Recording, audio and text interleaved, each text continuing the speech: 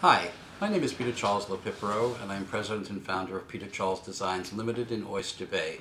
I've been designing for over 38 years, actually here on the North Shore and Palm Beach and Westchester.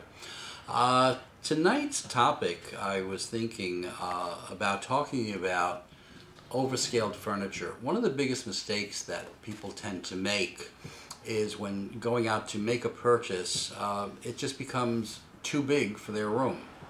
And the way to avoid that, obviously, is to, well, not so obviously all the time, but to take the actual dimensions of the piece. It's not something that you can just eye and say, okay, I think it's going to fit.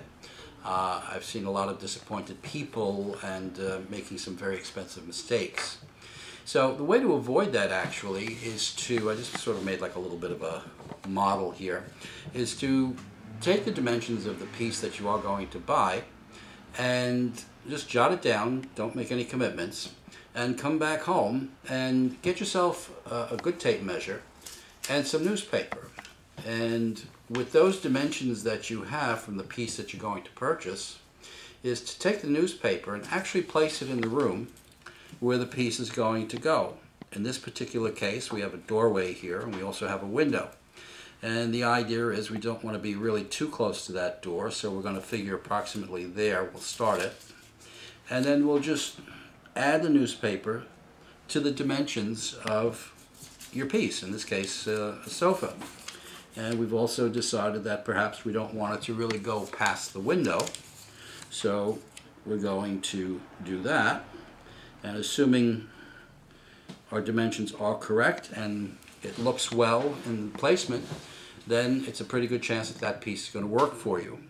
The other thing too that you really need to consider too is that although you have it on the floor, you also have to think in terms of the volume of space that it's going to take, because it does have height and it has width, and it also has the aesthetics of, you know, either being a very heavy piece or a light piece.